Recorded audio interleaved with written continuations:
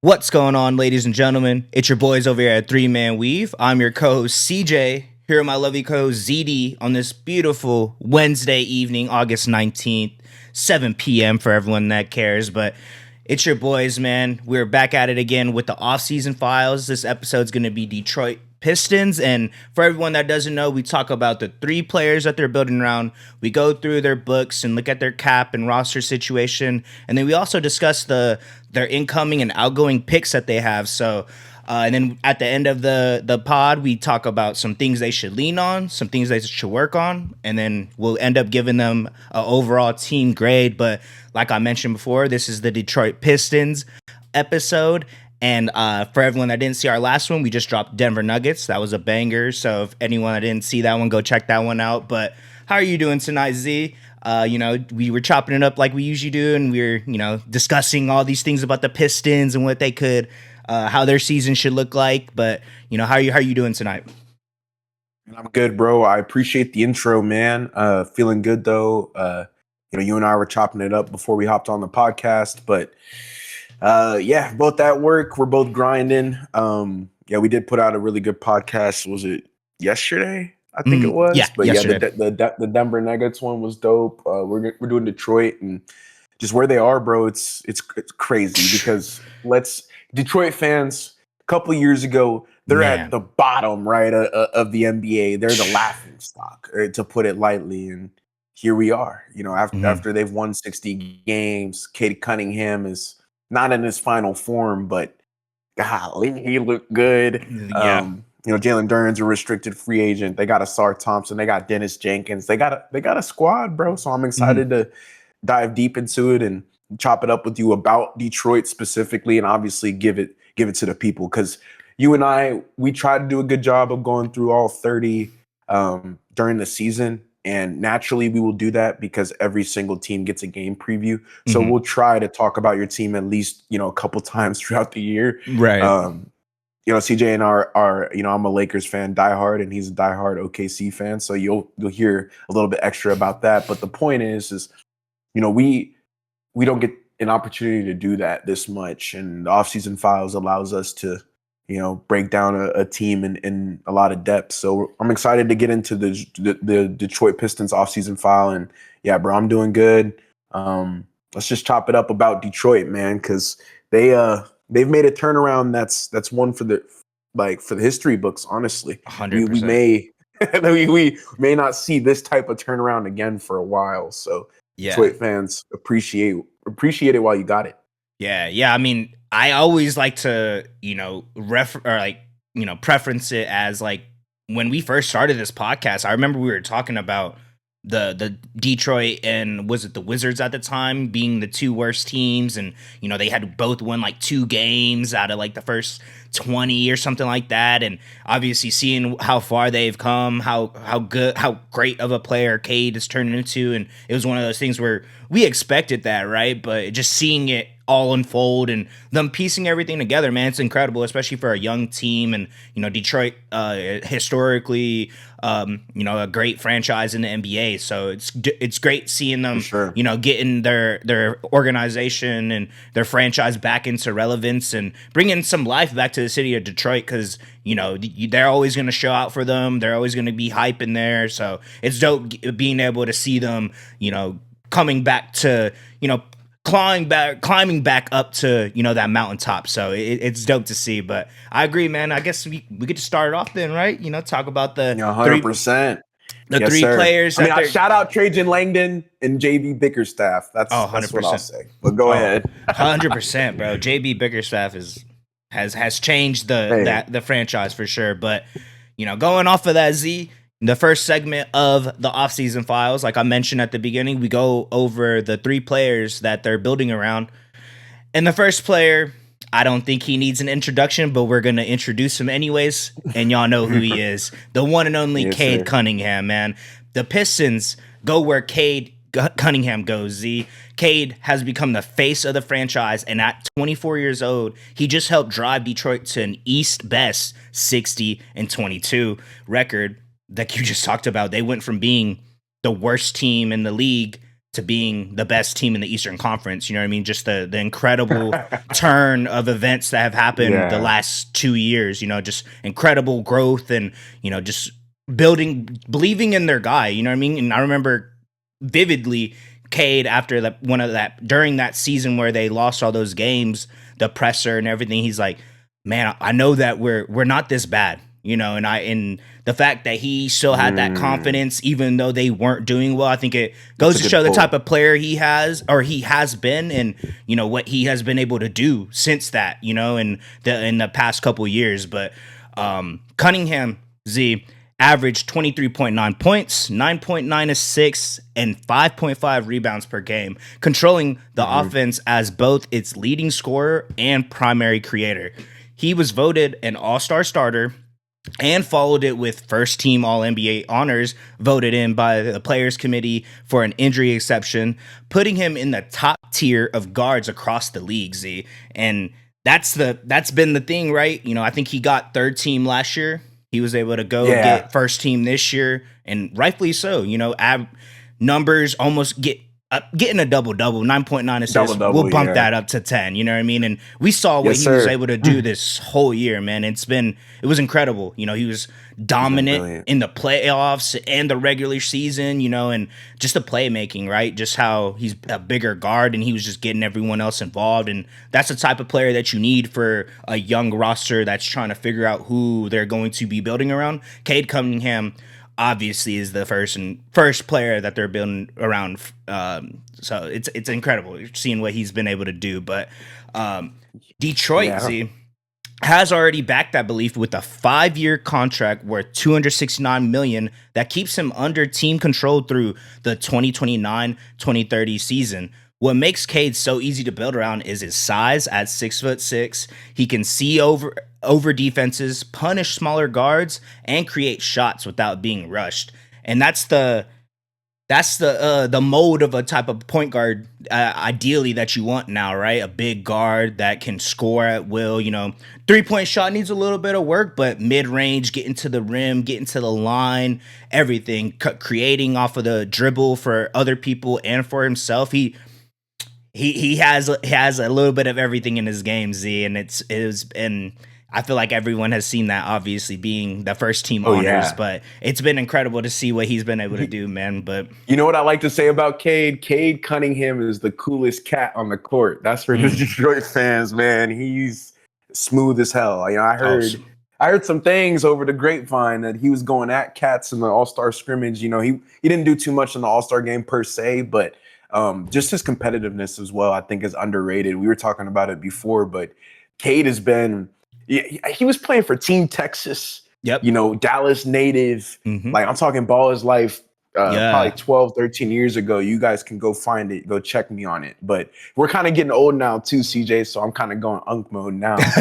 Kids, look that one up. Look that one up. It for real. Like that. Cade Cunningham's been that guy, bro. So I just did want to slide that in there. For sure. Absolutely. As you should, bro. Because like you said, he's been like this his whole life, essentially. You talked about it before we started. He's been working towards this point of, to get to this point in his career, and obviously higher things to accomplish. But he's had that mentality. He's always been cool, calm, collected. He doesn't look like anything phases him, right? It's kind of reminds me a little bit of Shea. I feel like he looks like he's 6'6", but he looks like he's like a bigger 6'6". Maybe it's because he's like stockier, so that's why he's able to punish more people and like get into the post. Like I feel like his post game is a little bit better than Shea, but I think it's just because he's a bigger frame. But it kind of a little bit reminds me of, still needs to work on the 3, which Shea is kind of developed. That's the same type of archetype that I see Cade Cunningham turning into.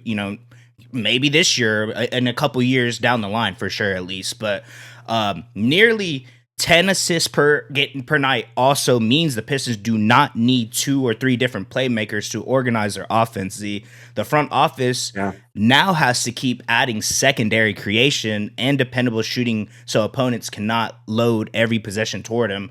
And that is the thing, right? That we'll talk about it later on to the podcast, but we saw what ended up happening in the playoffs. Cade wasn't the issue. It's just you're in a playoff scenario, teams are going to key in onto your best players, and that's what they did to Detroit, and that's, why they ended up, falling to the Cavs. But, it was a hard-fought series, still went 7, but it's just one of those things right now. They're trying to figure it out. You know what I mean? Like we just said, 3 years ago, they were the worst team in the league. Now they're, competing in the playoffs. So I think it's growing pains for a young team, but Cade Cunningham has been the engine to this roster and this franchise since he's been there. And I think he's been a great leader at his such a young age, So, but Cade Cunningham is not just Detroit's best player. He is the system that makes every other piece fit.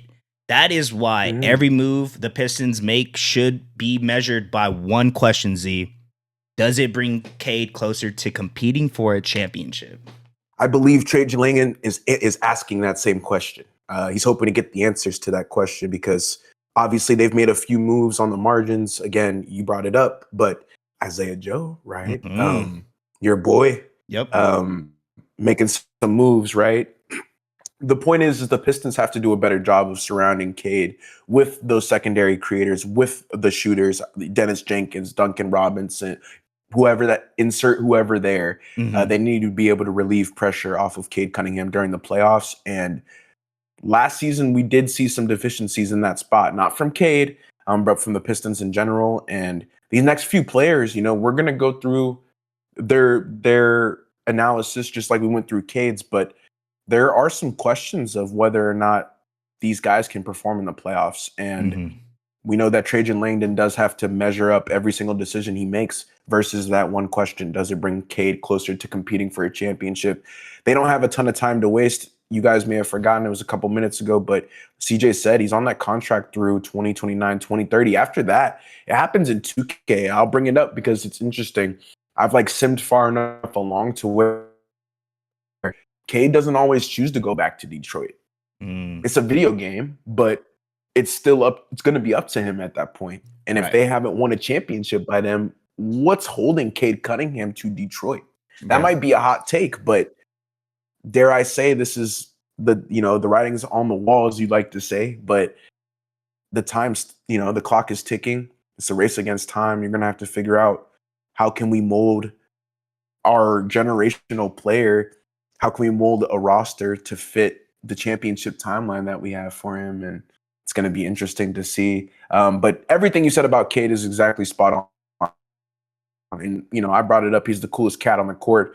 Cade Cunningham's no stranger to putting up 20 and 10s. He's consistent. You said it, the pace. He does very well at his position too, rebounding wise. He's a triple-double threat. The post playmaking has been interesting, but I think he does have that one thing that he needs to work on, the jump shot. And if that can continue to grow into something, because I'd say his mid-range shot is there, the 3-point shot specifically. If that can continue to grow into something that, is a weapon, then Cade Cunningham, the sky's the limit for him. He's already a top 5 player in the NBA, to be honest with you. I believe a lot of GMs would potentially take Cade, 1 or 2 in a dynasty draft as well. So this is one of the best players that we'll talk about in the offseason files in general. So Detroit, definitely, you have to understand what you have. I think Trajan Langdon does, and he'll be able to make the right decisions to build a championship roster around Cade. It's going to be interesting to see over the next few years how that pans out. But, I mean, he's been awesome in the playoffs. Again, he's a playoff riser. He's not somebody who fumbles under pressure or whatever that means. That's not Cade Cunningham, bro. So, putting up 45 last year against Paolo was that game sticks out in my head right now because he really is he's an offensive genius. He's a maestro. He's a basketball maestro. So shout out to Cade Cunningham, man. I feel like we haven't spoken about him since we did our all playoff teams and, the all NBA teams at the end of the season. We were guessing who was going to be on first team, second team, whatever, but I'm glad the players committee voted him in with the injury exception, regardless of the games played. It's just good to see Cade on an all NBA team because he was very deserving last year. But, we'll move on from Cade Cunningham. Obviously, he's the number one player that Detroit is building around. But this next guy, man, he's kind of the talk of the town right now in Detroit. But it's none other than Jalen Duren. Jalen Duren's rise has moved a bit faster than Detroit could have expected. Like I just brought up, he's been the talk of the town the last few weeks or month and a half now, 2 months, more than a few weeks. They've been in heavy contract negotiations, and for whatever reason, they haven't reached an agreement. And so we'll start off with that before I get into this analysis. Is as of right now, a new deal hasn't been worked out between Jalen Duren's side and Detroit, and let's just say for Pistons fans, hopefully that does work out. Okay. 22-year-old centers usually aren't supposed to look this physically dominant. Jalen Duren came out of Memphis looking extremely physically ready, NBA ready. And that's been clear from the get-go. And you add Cade into the mix, and now you got a center, a potential running mate for the next decade. So just keep that in mind. He also jumped to 19.5 points last season. He was grabbing 10 boards, and he was shooting 65% from the floor, which is absolutely absurd. He got his first All-Star selection last year. He made third team All-NBA. He was a runner-up in the Most Improved Player award. Jalen Duren was awesome last year. And again, the Pistons won 60 games. Right. So they went from being the worst team in the East to being the best team in the East. And Jalen Duren was a huge part of that as well, alongside Cade. We know he shot 65% because if you look at a Jalen Duren shot chart, you won't see many shots taken outside of 7 feet. But I will say at the end of the season and in the middle too, he was starting to handle the ball, shoot mid-range jumpers. That was something I was like, okay, if Jalen Duren can start doing that, that's going to be a problem. And as he added that in his game, you could see it in the scoring jump.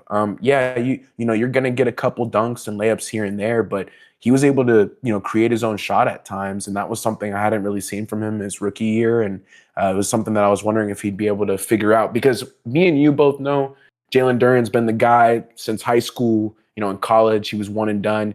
In high school, he was doing that, obviously, against kids way smaller than him. He was initiating offense. He was dunking on people. And as you grow into your body, you have to make certain decisions. But all of that culminated to a great season for him, a career year, obviously a career high in points, field goal percentage. And again, he's one of the more underrated players in this league. And last season kind of proved why. But now teams are going to key in on him. So, he was putting constant pressure on the rim. He would sprint into screens. He plays above the rim. He attacks the offensive glass. He forces the defense to protect the paint. And that's really good because you have Cade Cunningham, who's one of the best driving point guards in the NBA. He's going to also attack the paint. Teams have to really shut that little duo down, and they're one of the more deadly pick and roll duos in the NBA as well. We just got done talking about Jokic and Murray. Jalen Duren and Cade do it differently, which is cool because Jokic isn't an athletic center, but Duren is. So Cade throws a lot of lobs. There's a lot of two-man game. I've also seen Jalen Duren be able to be a passer out of the screen and roll, which is another thing that's been cool. He will dump it off and kind of play off Cade Cunningham's pick and roll. But the point is he doesn't need the ball, and that also fares well for Detroit. He's somebody who does the dirty work on top of being kind of your secondary superstar, which is really cool. You don't see many players like Jalen Duren in this league now. Clearly, Cade Cunningham has a tier 1 running mate in Jalen Duren, especially if he re-signs as a restricted free agent.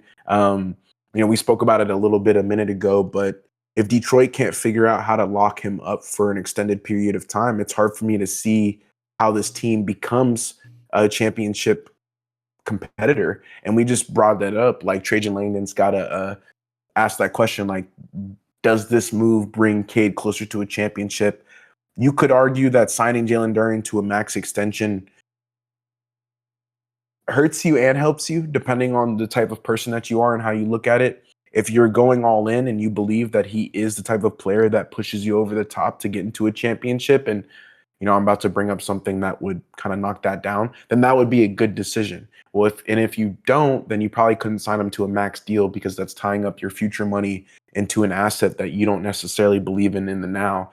And the reason the Pistons wouldn't necessarily believe in Jalen Duren is because he had the playoff issues last season. And, at times he looked like a ghost on the court, and that's the truth. I brought it up before we got done talking about Cade, but these next two players we're going to talk about have had problems in the playoffs. And from what I've seen, Jalen Duren is not a playoff riser. And that impacts what you get paid.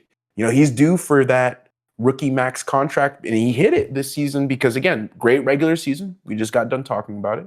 So he's eligible for that huge payday. But when we look at the Eastern Conference playoffs last season, at times he was nowhere to be found. And you just can't have that from your 21, 22-year-old center who's supposed to be Cade Cunningham's running mate, who's supposed to be somebody you can trust, who's supposed to be, this Pistons generation of like Rasheed Wallace or whoever you want to compare him to. Right. But you need him to be a leader on the court, off the court. You need him to be, a player that can rise to the occasion somewhat. Again, you don't have to be a Cade Cunningham and go above and beyond, but you have to be Jalen Duren, the third-team All-NBA player that was in the regular season, the guy who shot 65% from the floor, and that's not what Detroit got. And if you're a Pistons fan looking at this realistically, there's going to be cause for concern, and you don't want to take a shortcut and second-guess yourself and, offer him an amount of money that's either A, too much, or B, too little, because it'll disrespect him. But if you do sign him to a max contract, you have to be sure, and this is for Trajan Langdon, obviously not the audio or video listeners right now, because you guys can't sign Jalen Duren, but if you're Trajan Langdon, you do have to be mindful of that decision and how big of an impact it's going to make. If you sign Jalen Duren to a max contract and he's not a playoff riser, then you've just hamstrung yourself in a deadly CBA with a lot of penalties for being in the apron or paying more money than the salary cap. And that causes a lot of issues if you aren't winning. And, CJ and I will bring it up, over the last couple offseason files, we've been more negative towards having a bad balance sheet, and we'll try to do better about that. But I will say if you can't win, then having bad books is not good, right? And we know that to be true. So that's the talk on Duren, really, from my perspective, is had a great regular season. Again, 65% from the floor, 19.5 points, 10 boards. Awesome, right? All-star, third-team All-NBA. But in the playoffs, at times, he was worse than the other opposing team's center. And that guy, Jared Allen's of the world, like, I'm like, whoa, like, you're getting outplayed by this dude? Like, what? Or you're getting outplayed by who's the Magic center again? Wendell Carter. Was it Wendell Carter? Yeah. He was getting outplayed by him. And I'm like, really? Bro? Really? We need Jalen Duren. He had one good game. Yep. It was like a double-double in that game 7. And I think it was versus Orlando. And we were like, okay, there's some fight there. But outside of that, a ghost in that realm. And he has elite size. He plays vertical. He can finish above the rim. And he is a really good foundational piece to have. He's younger. He's athletic, right? But we just haven't seen it come to fruition in the playoffs. And if I'm a GM, I'm treading that lightly, which is why it's taken a month and a half to get an agreement done between the two parties, the Pistons and Jalen Duren's camp. And it'll just be interesting to see how it plays out, because we don't really have an answer for that specifically, but we do know why it's like that. And it's because of the way that Duren was playing in the playoffs. So you guys can go and watch the tape. It wasn't good. Pistons fans know it wasn't good. They were expecting more. And so hopefully he can figure that out, man. I believe Cade believes in him. I know Trajan Langdon believes in him. Bickerstaff believes in him. He still played him even though Duren was having a horrible series, and at times got played off the court, if we're being honest. But yeah, I don't want to end on a somber note. Young guy, had a great regular season. I believe he should get paid 160 to 180. So it's not that full max because of his playoff deficiencies, but it's still a lot of money and it shows the Pistons' commitment. I think if that type of deal happens in the future, then that's a win for both parties. I think Jalen Duren's going to grow into the type of player that he needs to become for this franchise. And again, if he can add creating off the dribble, if he can add the passing, he has the rebounding and playing above the rim. If he adds that, you're looking at a potential. I mean, so he's already all NBA already. You're looking at a second team, first team all NBA player. So just be mindful of that. Shout out to Jalen Duren, man. I hope you get your money. Yeah. No, yeah, you summed it up perfectly, bro. He had an incredible year. Obviously, you just mentioned the accolades that he was able to accomplish and all the first All-Star appearance, and then obviously a third team All-NBA. So incredible year. But like Z said, it's in the playoffs, and especially for a team that has aspirations of getting to that point, being the best team in the East last year, and then this is your first year being the front runner, quote unquote, and you goes ghost, and honestly, there was times of this playoffs that I didn't even realize he was on the court, and it sucks to say that because of how great he played in the regular season. No, averaging a double. It's hard.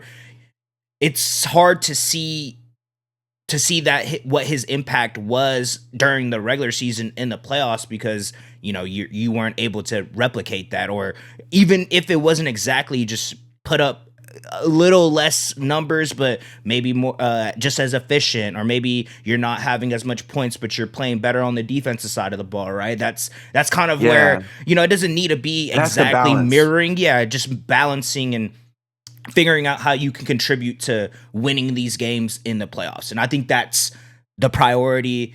That should be the priority for the Pistons, and that's the 100%. Priority for us when we're analyzing these teams, because not taking anything away from that regular season, but it's hard to when we look at how he played in the playoffs and what he did or what he didn't do actually, and just seeing that, okay, he is a young center, he can still grow, but just wanted a little more out of Jalen Duren, right? They could have potentially been in the Eastern Conference Finals even if he played to 3/4 of the capability that he was able to in the regular season. So, but literally, literally half the player, bro. Yeah. If he could get 10 and 8 rebounds consistently, like 12 and 8, they may have won a game or two more. Who knows? But yeah, before we leave off on Duren, I will say it's a major question mark, man. It's similar to the Alperen Sengun question mark that we got. Like, it's kind of like, where are you, man, in the playoffs? And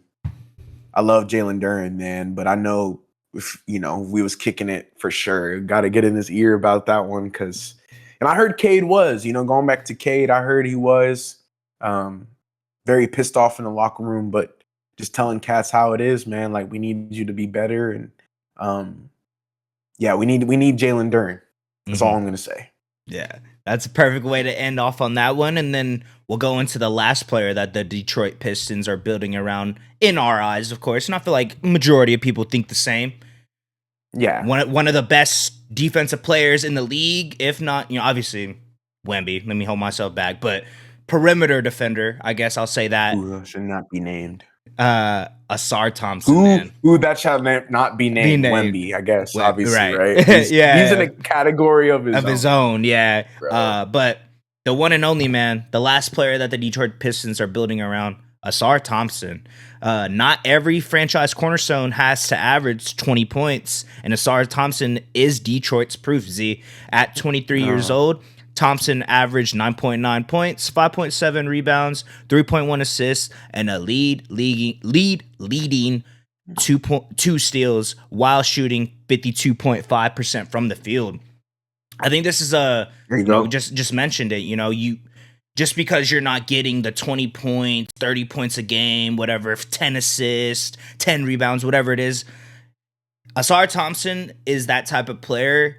And everyone that was able to watch Detroit play last year saw his impact, even without him having to, get those stats. It was defensively, anytime he's on the ball or on that side of the court, teams are pretty much working on the other side, trying to create for everyone else, trying to keep the ball away from Ausar Thompson. That's how impactful of a player he is without having that offensive game yet. So, like we're saying, it's just you don't need to have the points or the assists, rebounds. It's No. defensively you can be very impactful, and we've seen that with a lot of players in this league, Wemby's and stuff. But Asar Thompson is slowly creeping into that realm as well, and he was able to prove that to us this year, and especially in the playoffs too. He was giving fits to Paolo, just everyone in that he was matching up with, because he's switching pretty much everything because he could guard essentially 1 through 4. So those numbers, Z, do not scream superstar, but first team all defense and a third place finish in defensive player of the year voting tell the real story. Thompson can pick up a guard full court, switch onto a forward, erase a passing lane, and turn one stop into an instant fast break. And that's what makes him elite. You know what I mean? He's in transition. I mean, Thompson twins in general, Amen as well. Asar, I feel like Amen, right? That was the one that we were talking a lot about last year. We were saying, oh, this is the quote unquote forgotten twin, right? But I think he proved it to us this year, what he was able to do in the offseason and contribute to the Pistons getting to that 60 win mark this year. And it was defensively, man, just the freak athleticism that he has, and kind of like how Duran is, right, at the center position, vertically just catching lobs, dunking on people. Asar Thompson, vertically gifted, yes. Asar Thompson does that, for their forward position. So it's incredible to see his game evolve.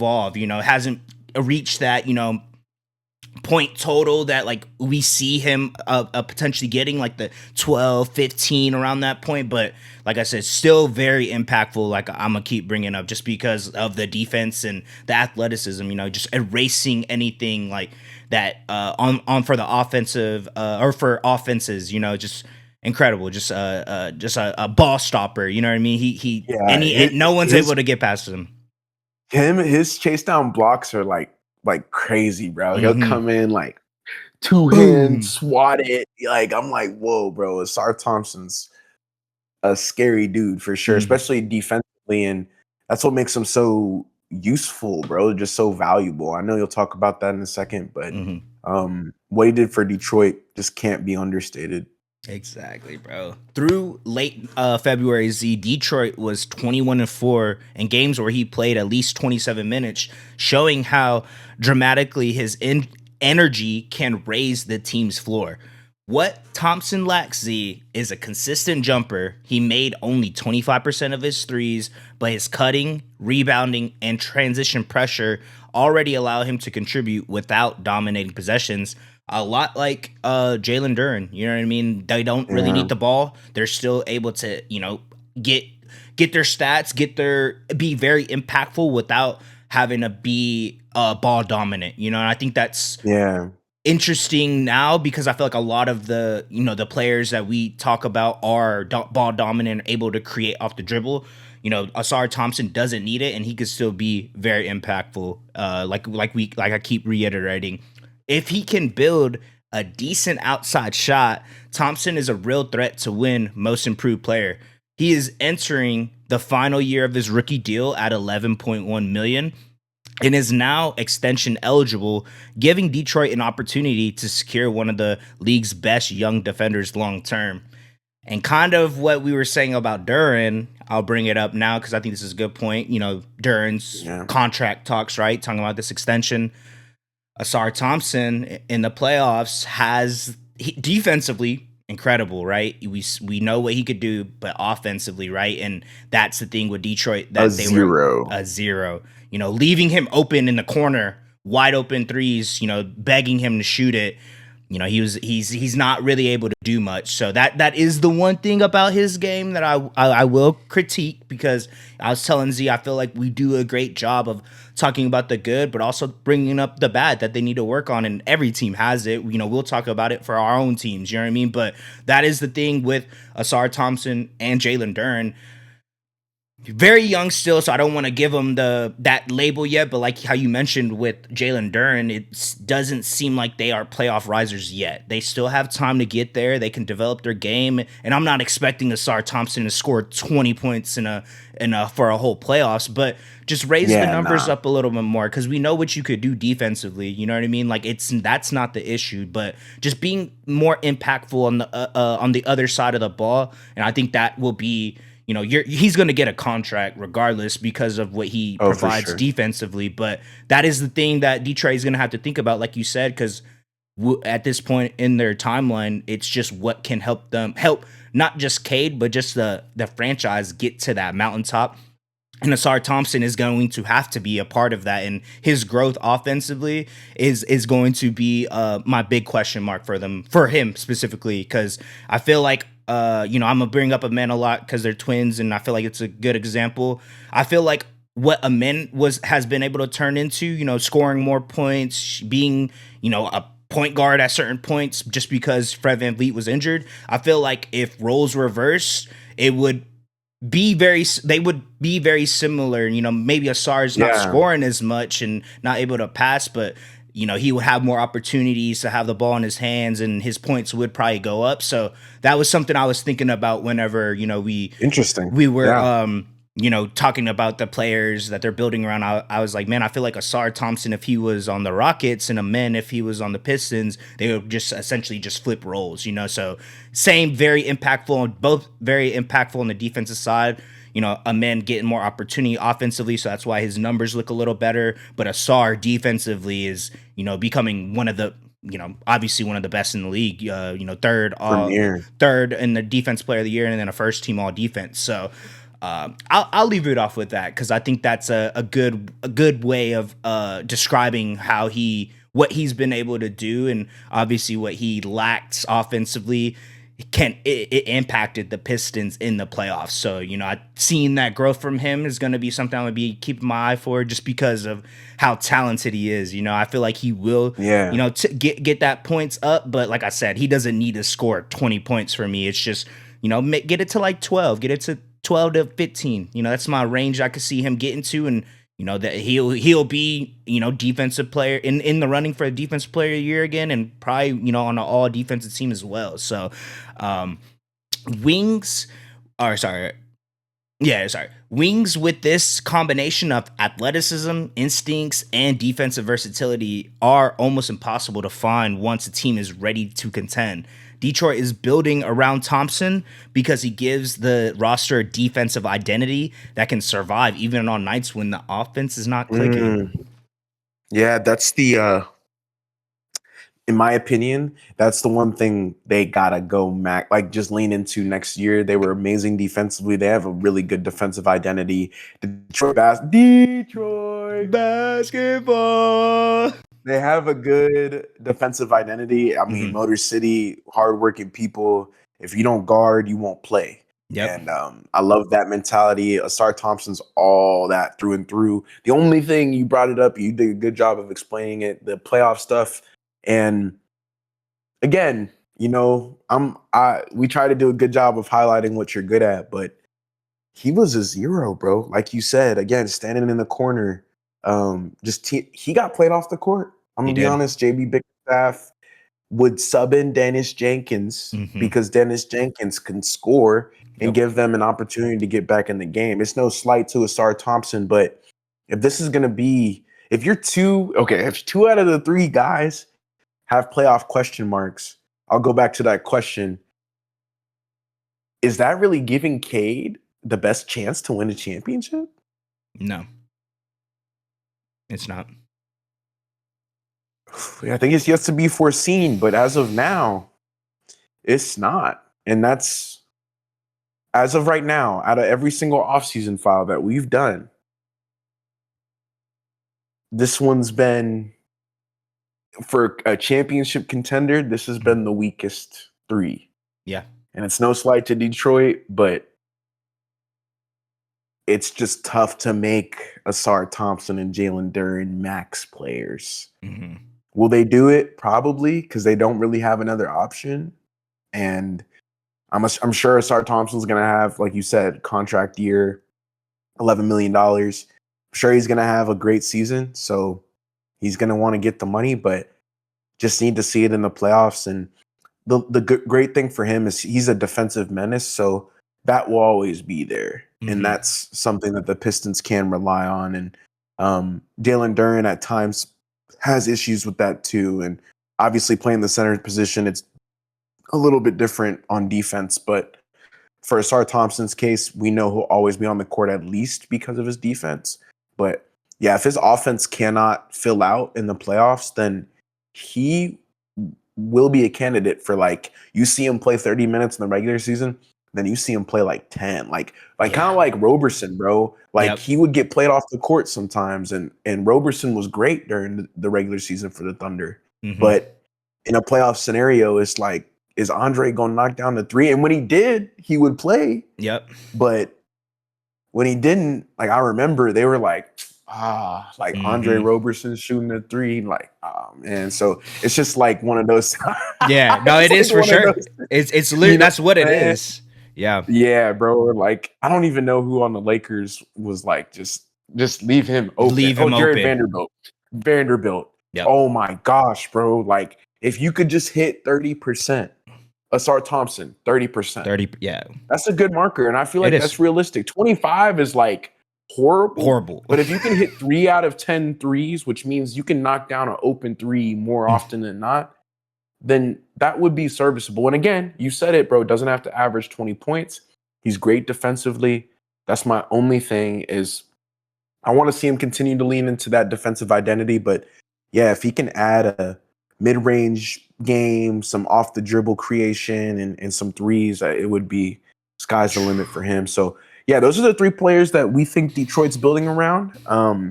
It's pretty smooth sailing. But yeah, we'll get into their cap and roster situation. We'll talk about their payroll. We'll get into their draft capital, the picks that they own, their outgoing picks, the ones that they're trading away, and then their incoming ones. But I did want to start off by saying again, like, whether or not your team has a healthy balance sheet, a fair balance sheet, or unhealthy balance sheet, because we also grade their payroll, that doesn't really matter if your team wins. Just fair warning, we're going to talk about New York on here too, but, New York doesn't have great books, and they won a championship last season. So that doesn't really correlate to whether or not your team is good. So just be mindful of that. You could have a cheap team. Your team could be good. You could have a cheap team. Your team could be bad. You could have a really expensive team. Your team could be good. You could have a really expensive team. Your team could be bad. It just depends. So just be mindful of that. CJ has been talking about it the last few times in the last few episodes, but I'll get into it right now. Cap maximum is $164 million. We always say that just so you guys know where the floor is. Their active cap, which means the active roster that's currently the Detroit Pistons, is getting paid $140 million throughout the roster. They have $29 million worth of cap holds, and they're allocating a total of $183.4 million to their total roster. So including the cap holds plus the active cap, you get that total cap allocation. That's going to leave them with less than, because they're over the cap. So they're minus $18 million into the luxury tax, which is not a bad place to be. We were looking at their Spotrac and their balance sheet. Cade Cunningham's their most expensive player. Everyone else gets paid less than $20 million. Yep. So very good, very healthy. They're not going to have a tax bill, and I'll get into that in a second. We've done some second apron teams, and the tax bill is the money that you owe the NBA, right? So just CJ understands that, but for our viewers, you may be like, well, why do they have a bill? Well, that's because they're spending way more dollars than they can actually spend, right? So they're going to end up paying those back in some way, shape, or form. Usually there's interest on that. I won't go into the numbers right now, but I think second apron's like 2.5 times, first apron's like 1.5 times for every dollar that you're over. So just be mindful of that. So the Pistons don't have a tax bill, but the current tax threshold is $200 million. Their active tax is $154 million. They don't have any dead tax. So their total tax is $154 million, which means they have $46 million of cap space available, which means they don't owe any money back to the NBA. They do not have a tax bill. So really clean balance sheet as of now. Jalen Duren I was going to bring up before I leave this place, the Jalen Duren would change these numbers a lot. Currently, I believe he's under the cap hold, CJ. Yes. When we were looking at this, he's not a part of their active cap, which is weird because he's still a restricted free agent. We're going to pencil in that Jalen Duren gets $30 million. That would mean that their active cap goes from 140 to 170. And that means that they're near the first apron. They would be allocating around $209 million if that were the case. 205 to 210. I'm not going to do the math right now in my head, but around there.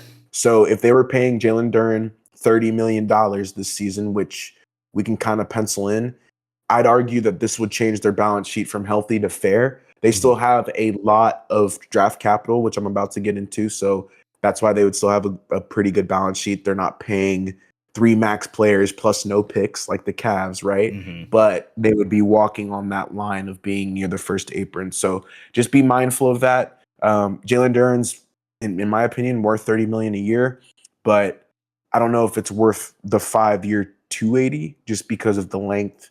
The number's not really what I'm worried about, like yearly, annually. It's more about how long you have them wrapped up in that number, because it makes more sense to pay Cade for 4 or 5 years out, right? But if you're paying Jalen Duren, which you don't know is going to be a good playoff player or not, that's way more risky to pay or give a 5-year contract to. So all of that being said, these numbers should change depending on what Jalen Duren does. But as of now, that's what they are. So we'll move into their draft capital.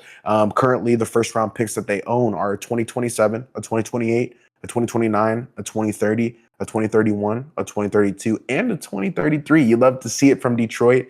Very healthy right here. A lot of teams have been trading away their draft picks because they've been good, so they don't value them that highly. Detroit has been good, similar to the Thunder. They don't trade away their draft picks, though, which is an interesting method. Shout out Trajan Langdon for that. Maybe he's pulling a book out of Sam Presti's book, because, again, they could trade these picks and get somebody valuable back, especially if they wanted to move off of, whoever plus. If they wanted to move off of Sarr, they could. There's teams that would bite on that. They wanted to move off a couple players plus some picks, they could. But all of that to say is it just gives your team options. The Pistons have options because they own all of their first-round picks. The second-round picks that they own are 2027, 2030, 2032, and 2033. A little bit less, but they're second-rounders, so you can give or take on some of those. They're not super important to CJ and I, but depending on the team, some teams like to hoard second-round picks because we've seen Jokic, Draymond, Brunson, the value you can get in the second round. So just be mindful of that. Some of their outgoing picks in 2028, they're sending a second rounder to Philly. If 56 through 60, it will be involved in a trade with Utah on that condition. In 2029, they're sending a second round to the least favorable of Detroit, Milwaukee, New York, to Chicago. So of the least favorable pick of that pick, whatever second round pick that is, it'll go to Chicago. And that's in 2029. And then in 2031, they're sending a second rounder to OKC. So there you go, CJ. Sam Presti likes the second round picks. Yeah. Some of the incoming picks that they're going to be getting, though, in 2028, they're getting a second round pick. The less favorable of Charlotte and the Clippers, and they're getting another second round pick from Miami. It's on condition. And then another second round pick from New York. So they got 3 second rounders coming in 2028. In 2029, they're getting a second round pick, 2 of the most favorable of Detroit, Milwaukee, or New York. So depending on what that looks like, they will get that second round pick. And then in 2031, they're getting a second round pick from Dallas and a second round that's the less favorable of Minnesota or Golden State. So got a couple second rounders coming in the door. No first rounders because they don't need it. They own all their first round picks. All in all, right now, the balance sheet is healthy if you were to look at it as a viewer. But CJ and I do want to say, it's under that condition that's what it is currently. When they do re-sign Jalen Duren, those numbers will change. And Detroit fans are expecting that. So just be mindful that your balance sheet rating will change depending on what happens with Jalen Duren. So we don't really know. They're kind of in what's the word? Whenever you kind of just don't know what to do. Like limbo? When you're negotiating limbo, but like maybe a standoff. But I don't know. They're in a they're kind of at odds, you could say, Mhm. in their contract negotiation. And yeah, it's an interesting thing to watch out for. We still haven't seen any reports on what that number is going to be, but I just wanted to tell the viewers or the listeners that that obviously Jalen Duren's contract will change the numbers Mhm. that we have today. So all in all, we'll give them a balance sheet rating of healthy right now. When Jalen Duren resigns, it'll most likely go to fair depending on that number. But he could resign for 25 million Yeah. or something crazy, but we'd expect it to be 29, 30 or higher. So Mhm. we'll see what the Pistons can do. But yeah, man, a pretty clean balance sheet. Don't have really too much to say other than Trajan Langdon's done a really good job. And this is another model balance sheet you would like to replicate if you were a GM. You know, just playing devil's advocate, depending on what happens with Duren and Asar Thompson, right? Because he's due the next season. Mhm. So depending on what happens with those two guys, it could turn into a bit of a problem, right? Yep. Depending on what happens with them. But for now, looks pretty good. Yeah, it's like you said, the nothing too crazy. Obviously, they have, like you Yeah, mentioned, 50 mil for Cade. Of course, he deserves it. But like you said, the of next one, course. 17 mil, John Collins, and then the third highest paid is Duncan Robinson with 15.9. So, like you said, pretty healthy for the most part. Until we figure out what this Jalen Duren contract is going to be, and we're expecting it to be, like you mentioned, in that 30 range, maybe a little less, maybe a Yeah, little more, yeah. but and then I'll put them in the fair because they have all their first round picks and they've been able to keep a lot. They have a lot of younger guys that they have that are going to come up to extension eligible. Amen this year. Isaiah Joe's also this year that they were able to. We traded them to the Pistons to get that second round pick that you mentioned in 2031. So it could get a little dicey, but like you said, if they're winning, then that doesn't matter. But if they're not, and they're the Jalen Duren's, them and Thompsons are still struggling in the playoffs, that's when it starts to become an issue. But like you said, they own all their first round picks until 2033, and they have the wiggle room still to kind of figure out what everyone is going to be. But it could start Yeah. approaching that. Okay, a little worrisome for them, but as of right now, yeah, Apron. it's all healthy. Yeah, so Yeah, for sure, dude. And I'll just get right into it. I think one of the things that they need to improve on is their turnover percentage. For people who may not be nerds, the NBA has the advanced stats metric up. You guys can go see the rankings, like the team and how it ranks against each other team in a certain category. Detroit was 21st in turnover percentage. Out of 100 possessions, 16% of them are ending in a turnover. That just can't be. And that is the one thing that Cade has struggled with for a long time, and it makes sense when I go look at the stats. You know who's really low on that list, CJ? And it makes sense, the Thunder, right? So you can kind of, whenever you look at these stats, you can kind of get the picture pretty quickly, like, oh, yeah, that makes sense whenever I watch them. Like, right. point is let's not turn the ball over. That's really killing the defensive rating, us being third in defensive rating. If we're going to give the ball right back to them, what does it matter? Right. And Detroit is the only tier 1 team that's in the in that. 20s to 30. So there you go, right? Yeah. So it's like the turnover percentage was interesting at times. It's because Cade just pounds the air out of the ball. That's one thing that it would make sense if somebody was arguing with me why they didn't really love Cade. It's because of how much he dribbles. I get that. At times he does over dribble in the playoffs, especially when he's getting doubled. He'll try to make something out of nothing. 6 turnovers. Jalen Duren will dribble it off his foot, turnover. Asar Thompson will dribble it off his foot, turnover. Right. And that adds up. It's not bad in the moment, but it adds up when everybody's doing that. And the dominoes fell on the Pistons last season, and you saw it in the playoffs too. Their turnover percentage increased in the playoffs, which is what we're talking about here. Whenever the game slows down, there's less possessions. And defenses get harder. The Pistons turn the ball over more. Yeah. So I believe that really shot them in the foot last season, and I'm sorry. There is another tier one team. The Lakers also turn the ball over. If you wanted to call them tier one, that is my team. And I was looking at this. I want to say that too. Lakers also suck. But just kidding. The Pistons just got to work on turning up the cleaning up the turnovers. Mhm. And yeah, we'll have to see when they cross that bridge. I think it's more of a maturity thing and being in the moment. We talk a lot about teams that haven't had playoff experience. The Pistons, unfortunately, fall under one of those teams. So I'm sure it'll get better as these guys progress. But yeah, that was one thing where I was like, that's got to get cleaned up if they're going to go to the championship. The Knicks don't really turn the ball over. The Spurs weren't really turning the ball over until they got to the finals. So interesting. Yeah.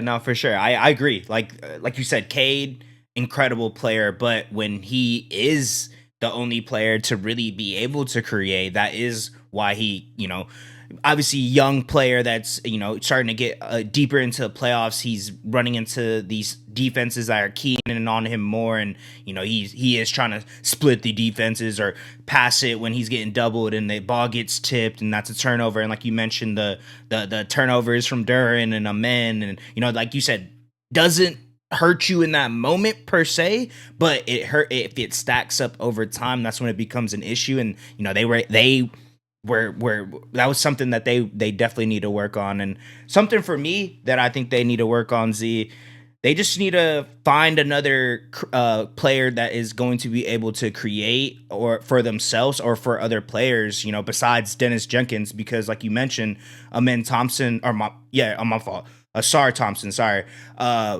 he's getting played off the court because he can't really do anything offensively. And when you have Cade that's getting doubled, getting pressured, 90 feet, once he gets the ball, inbounded, it's hard for him to keep that same momentum the whole time and expect him to play at such a high level without causing, getting the ball, without turning over the ball if you don't have anyone else that can create. So I would say that's something that they need to work on. Obviously, like I said, Dennis Jenkins had an incredible year. I don't want to overshadow that. I feel like that's something he had low-key a very underrated season, because even when Cade was injured, the Detroit Pistons were still able to win a lot of games, as we were able to see, and he was a huge part of that because he was the initiating the ball, playmaking when obviously Cade's not on the floor. But besides him, no one else on this roster can really create. So that's going to be my thing that they need to work on. What that looks like, we'll see. They obviously drafted a point guard in this draft, Abeka Corey. Wait. I'm going to go down the list because I think I'm looking at this now. You're right. John Collins, Duncan Robinson, Isaiah Joe, Asar Thompson, Kevin Herter, Kevin Ron Huerter Holland. can't really do it. Ron Holland should. I think this is cool because we don't really talk about the roster much. We haven't done this with many teams, but we'll try to as we do these more. Sure. But the point is like Ron Holland should be able to initiate offense. Will he? Probably not. Paul Reed, Abuka Corey, who was the guy before I cut you off. He is the one person, 19-year-old point guard, getting like $4.4 million a year right now. Very cheap. Yep. He's somebody who should be able to initiate. Jenkins. Javonte Green sometimes, maybe. They lost Tobias Harris, who was their other main. Yeah, like, you're right. Wow. Yeah, I would say that's another creator. Yeah, because not saying that's the only reason why they weren't able to be as successful, but it was a huge reason why. Like kind of how you were saying, being young and turning the ball over, maturing, realizing that. I think that's something that they're having a key in, but just like another creator, I think that's something they need, because Cade is elite, obviously, at getting 10 assists a game. So you kind of can get away with him being your only playmaker. But when it comes down to it and people are able to stop him, no one else can really get their game going if they're not able to get the ball in the spots that they're comfortable in. And with a lot of these players that you were just going down, Duncan Robinson, Isaiah Joe, Kevin Herter, obviously Asar and John Collins, like none of them can really create off the dribble not even at Cade's level, because that's saying a lot, but just half of that. You know what I mean? Being able to comfortably run an offense, and Cade doesn't have to be the only 100%. one pounding the ball the whole time. So that's something I think they need to work on for sure, because it was a Yeah, I glaring like issue for that. me in the playoffs. Okay, yeah, that's a good one. That kind of went over my head. Just in terms of what they could like really improve on, they need to find someone who can do that for them, or Hmm. else they'll be every other team, for example, that's tier one has that, right? Hmm. There's no SGA goes to the bench. They got J Dub or AJ Hmm. Mitchell. Like they have Yep. so many initiators and creators, and even like Luca and Austin Reeves balancing Right. that out, right? Like when Exactly. Luca goes, like I got someone who can still give me something. Hmm. So yeah, Detroit desperately needs that. And going into what they, should lean into is for me, it's simple. The defensive identity. I'm going back to it, man. I mean, Motor City, the rotations were amazing last year. JB Bickerstaff had guys flying around every single possession they were engaged. Beef Stew's not there. Tobias Harris is like on defense. Beef Stew was a He. pretty locked down defender, and Hmm. it's definitely a nice guy to have on your team, an enforcer of Yep. some sort. But if they can lean into that and continue to be top 5 in defensive rating, there's no reason they shouldn't win more than 50 games. I believe defense is really what wins you championships in the NBA, and luckily they're a great defensive team, and usually teams really struggle to build that identity, and Detroit is struggling with the offensive side. So once they get that down, they're going to be a dangerous team because they're already one of the best defensive teams, just in the league, but really in the last decade. They're Hmm. just competing with some of the greatest defensive teams of all time, literally the Spurs, the Thunder. Like, Hmm. so you don't really see that the Pistons are like that Right. good because obviously there's better somehow, but just be mindful. Detroit is one of of the last decade, they're right up there, only allowing 103 points per possession. That's like 80s basketball whenever they had a great game, right? Right. So they were going crazy last year defensively. And I just think that's something to be said about Bickerstaff, just the defensive identity that he's been able to mold around some of the players that they have, because again, they have a lot of athleticism, a lot of youth. It's, it makes a lot of sense why they're good defensively. It's just some of the offensive things kind of cloud that a little bit, but Hmm. neither here nor there. If they lean into that, they'll be fine. Yeah, I'm gonna kind of piggyback off for you as well. I was gonna say their Bro, defense, they're but so they're good, bro. bro so good. Yeah, I had to look back at it just to make sure. I was like, they were definitely one of the best, right? Yeah, they were third. They were third in the league behind Yeah, the two teams that you just said, who are probably some of the best defensive teams we've ever seen. So, like you ever said, seen. Yeah, it's one of those like they get overlooked because they don't exactly. have like the Wembys, or they don't have a every single player being for like the Thunder, right, rotational pieces that can guard essentially everyone. But what I think they should lean on is that specifically, though, I think they should kind of like how the Thunder play, right, causing turnovers, getting the hands in the passing lanes, running in transition, like you mentioned, with how athletic they are, how long and lengthy they are. That's kind of the type of defense that I think they need to key in on and lean into this year, because it causes havoc. I think we've been able to see it with how the Thunder have been able to play for the last couple of seasons, just wrecking havoc on that side, playing aggressive, getting turnovers, running in transitions, throwing lobs, Cade to Jalen Duren, Cade to Sar, like those type of plays Yeah, that get yeah. the crowd hype, gets everyone else hyped. That's what they need to lean into, man. I would say I defensive for like that. sure, but just running in transition off of turnovers. You know what I mean? I think that's something they Mm, should lean on, because they have I all like their that. players, especially with the 3-point shooters they have now. I think it could be even What's more their deadly. what? How did they do in transition last year? I'll look it up real quick Yeah, because for sure. Because that's I'm something that I curious. like. I wasn't too sure if that's how they played, but I think that's how they can play.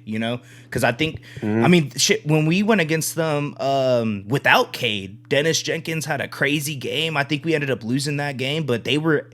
Ron Holland was locking up Shea, Asar They're Thompson. frying, Yeah, yeah.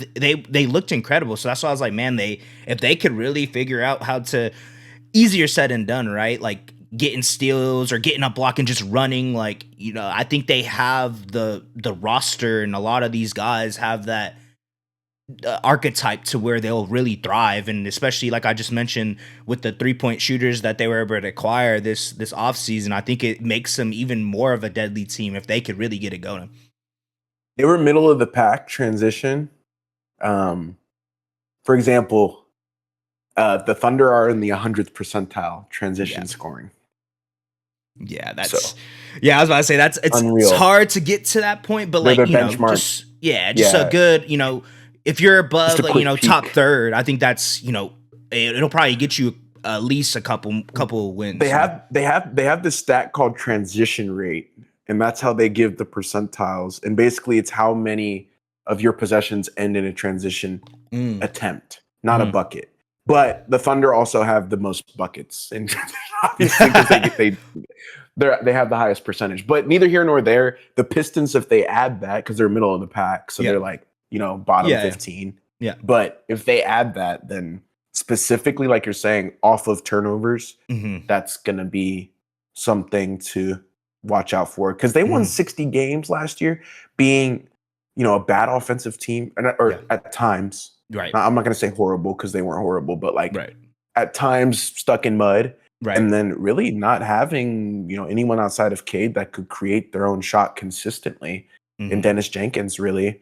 But all of that to say, man, I mean, it's a strong B+ overall team grade. We were thinking about the A here, Detroit fans, maybe an A-, but unfortunately the playoff shortcomings have hurt that grade, or that possibility. So we just need to see it in the playoffs. But great squad, and Jalen Duren and Asar Thompson, they do have those 2 question marks. But I'm a firm believer in those 2 players, that they will figure it out in the playoffs. They'll figure out how to be valuable in their role. They may not be scoring 20 like you brought up, but they're still going to be good. We know Cade's going to be there. And then the rest of the squad, man, we walked through it. They got a lot of shooters. No Beef Stew, no Tobias Harris, but Duncan Robinson, Isaiah Joe, you know, all those guys, even Ron Holland, if possible, they got to be ready to shoot, and ready to get it going next year with Cade and them boys. Yeah, bro. I'm not gonna lie, this is my Thunder bias coming out, but I think Isaiah Joe's gonna have a good year, bro. Because if he was doing what he was doing, Shea obviously not as great of as a playmaker as Cade is, so imagine him being with a playmaker of Cade's caliber. I think he's going to get a lot of open looks. Obviously, he's going to be on the scouting report now. We saw what he's been able to do with the Thunder the last 2 years. Yeah, but exactly. I think it's going to be pretty tough when you have a player of Cade's caliber driving to the rim with a Duren running towards the rim, and, you know, Sar cutting. You know what I mean? There's going to be a lot of open passing lanes that Cade's going to be able to find him. I think he's going to have a good year, man. So I'm excited to see what he looks like, and obviously just excited to see what the Pistons do, man, because like you mentioned, and we'll always bring it up because it's always going to be vividly in my mind. When we started this podcast, they were the worst team in the NBA. So now that they're not anymore, so it's dope to see how quickly they've been able to flip that switch and just turn their franchise around. So Detroit, y'all have a lot of hope. I'm excited to see what y'all look like, and, you know, like Z said, man, defense, you know, wins championships now, but you need offense to get to that point. So I think that's a great way of describing how they were this past season and what their expectations that we have for them. You know what they say, CJ? They say defense win championships, but offense hang banners. So you want to hang that banner? You might get to the chip, whatever. You might win a few games. Yeah, but when Brunson had to score in Game 5, I know you remember it, bro. It was like whole building silent. And what was cool is the Spurs didn't double. They were like, if in San Antonio they didn't double, they were like, if we lose this way, so be it. But he made every bucket. Yep. So that's like, not to say that, you know, the Pistons are lacking that. They got a Cade Cunningham. It's not even that. It's just like, when are we going to see that at that level in that competitive environment? And Detroit fans, I'm excited for you, man. It's something to get excited about. And I'll end it off like this, CJ. Detroit basketball. There you go, Hey, man. there it There is, y'all bro. go, man. Yeah. Well, if y'all liked and enjoyed this episode of Three Man Weave, don't forget to leave a like, comment, subscribe, and we'll see y'all next time, man. Peace. Peace. Three man.